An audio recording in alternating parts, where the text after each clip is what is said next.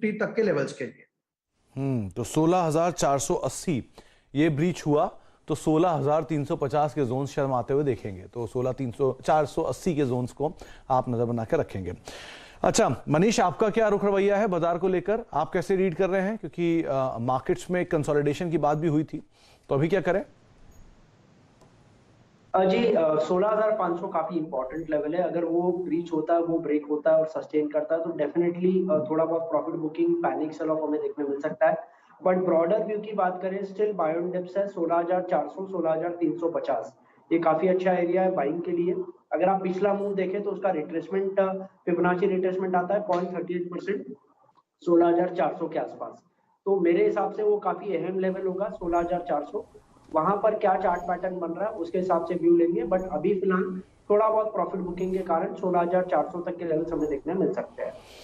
Okay, तो 16,500 crucial zone है मनीष के लिए, जिस पर वो नजर रखेंगे। उसके नीचे फेरबदल होगा कुछ रणनीति में, लेकिन सो फार 16,500 टूटने के बाद 16,350 16,400 की पॉसिबिलिटीज दिख सकती हैं।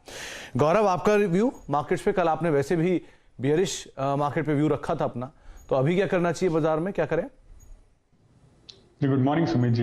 मैं विभोर और मनीष दोनों से सहमत हूँ। निफ्टी के केस में अगर हम देखें तो 16,500 16,480 का एक नियर टर्म सपोर्ट जोन है। अगर वो ब्रेक होता है तो ये सेलिंग प्रेशर और बढ़ सकता है और निफ्टी अपना जो डेली चार्ट पे एक गैप एरिया है उसे फिलअप करने निफ्टी नीचे की तरफ 16,360 तक भी आ सकती है। सो ओवरऑल जो ध्यान है वो शॉर्ट टर्म में बेरिश ही रहेगा। बेसिकली अगर थोड़ा बड़ा पिक्चर देखें तो निफ्टी पिछले हफ्ते एक राइजिंग चैनल के अपर एंड के करीब ट्रेड कर रहा था और वहां से अब निफ्टी ने नीचे की तरफ का रुख बना लिया है। फिलहाल आर्ली चार्ट पे 40 आवर एक्सपोनेंशियल मूविंग एवरेज और आर्ली लोअर बोलिंगर बैंड पे ट्रेड कर रहा है, लेकिन जैसे ही निफ्टी अगर 16,480 का सपोर्ट ब्रेक करता है तो आने वाले समय में 16,360 यानी गैप एरिया फिलअप होने की अच्छी खासी पॉसिबिलिटी है। तो 16,500 क्रूशल जोन है, क्योंकि सभी जानकारी मान रहे हैं कि उसके नीचे जाते हुए बाजार में थोड़ी सी बिकवाली और एक्सटेंड होते हुए दिखाई पड़ सकती है। वेरी प्रिसाइज 16,480 जिस जोन को आप ध्यान रखेंगे, वो टूटा तो 16,350 के आसपास बाजार खुल सकता है।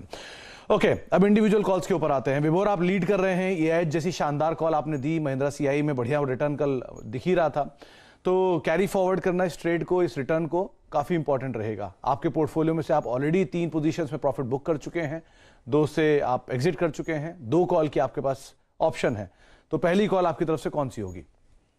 आज जो मैं पहला कॉल ट्रेड लूंगा वो रहेगा मेरा जिंदल 100। जिंदल 100 अभी ट्रेड कर रहा है 83.70 के आसपास। मेटल का सेक्टर है और आज काफी स्ट्रॉन्ग लग रहा है इन कंपैरिजन टू डाइसीज निफ्टी, जहां पर टाटा स्टील के रिजल्ट आए वो थोड़ा सा टैंक हुआ। अब मेरा बेट रहेगा जिंदल 100 पे, 83.70 पे ट्रेड कर रहा है। अब यहाँ पे ये स्टॉक अपना एक राउंड बॉटम पैटर्न कंप्लीट कर सकता है, इनसाइड बार भी बना रहा है। ये राउंड बॉटम पैटर्न कंप्लीट होगा कुछ 89-90 का, तो मैं टारगेट रखूंगा 90 का और सिर्फ ₹1 का स्टॉप लॉस रहेगा। जो मेरा स्टॉप लॉस मैंने यहाँ डिराइव किया है वो है 81.50 का।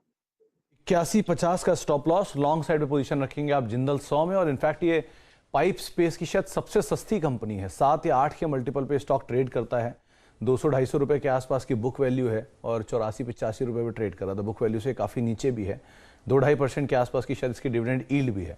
तो उस लिहाज से अगर देखेंगे तो ये हाँ मल्टीपल वाइज सस्ता भी है और वैल्यू वाइज एटलीस्ट 84 रुपए का अभी मौजूदा स्तर है। 90 रुपए के टारगेट्स के लिए आप खरीदारी करेंगे, 81.50 यहां पर एक स्टॉप लॉस मेंटेन रहेगा। मनीष जी, आपकी तरफ से पहली कॉल। जी पहला कॉल बजाज ऑटो बाय रहेगा। बजाज ऑटो में एक काफी अच्छी रैली में देखने मिली थी, 3,600 से 4,200 तक स्टॉक गया था और उसके बाद थोड़ा सा टेक्निकल पुल बैक है। मुझे लग रहा है करंट लेवल पे बाय करना चाहिए, 3,980 के आसपास प्राइस चल रहा है, 3,850 का स्टॉप लॉस रखना चाहिए। उसमें पोजिशनली टारगेट हमें 4,500 तक के देखने मिल सकते हैं। 4,500 तक के टारगेट्स यहां पर देखने को मिल सकते हैं पोजिशनली बजाज ऑटो में। एक इंटरेस्टिंग चीज ये है कि कल मनीष ने ही आपको खरीदारी की राय दी थी टाटा स्टील में, जो कि डे हाई के आसपास जाकर बंद भी हुआ था नंबर से ठीक पहले। आज बजाज ऑटो पे मनीष 4,500 के टारगेट दे रहे हैं, 3,850 का स्टॉप लॉस, और आज इसके भी नंबर्स अवेटेड हैं, तो आप उस लिहाज से भी बजाज ऑटो के ऊपर नजर बना के रख सकते हैं। तो पहली कॉल मनीष की तरफ से बजाज ऑटो, जो कि नंबर से पहले आप इसके ऊपर भी दांव लगा सकते हैं। गौरव, आपकी तरफ से पहली कॉल। जी बेसिकली मैं जो दोनों शॉर्ट साइड के ट्रेड है वो कैरी फॉरवर्ड करना चाहूंगा और तीसरा जो है वो भी मैं शॉर्ट साइड पे ही ऐड करना चाहूंगा। जैसे कि हमने डिस्कस किया कि निफ्टी का थोड़ा overall short term view bearish है, तो थर्ड कॉल भी सेल साइड पे ही रहेगी। एमएफएसएल ये स्टॉक अगर हम देखें तो 860 870 का क्रूशियल रेजिस्टेंस जोन है जिसके ऊपर जा नहीं पा रहा है। इनफैक्ट वहां पे एक डिस्ट्रीब्यूशन पैटर्न बना के स्टॉक अब एक करेक्शन मोड में आने की पॉसिबिलिटी है। आर्ली चार्ट पे अपने आर्ली मूविंग एवरेजेस को ऑलरेडी ब्रेक कर चुका है। आर्ली मोमेंटम इंडिकेटर में फ्रेश सेल सिग्नल भी आया हुआ है। डेली मोमेंटम इंडिकेटर देखें तो पिछले 3-4 दिनों से ऑलरेडी बेरिश मोड में चल रहा है। सो मेरा मानना है ये डिस्ट्रीब्यूशन है, कहीं ना कहीं ये स्टॉक आने वाले समय में अपने डेली लोअर बोलिंगर बैंड तक नीचे तक जा सकता है। सो जो करीब है 790 पे, सो 790 का टारगेट रहेगा।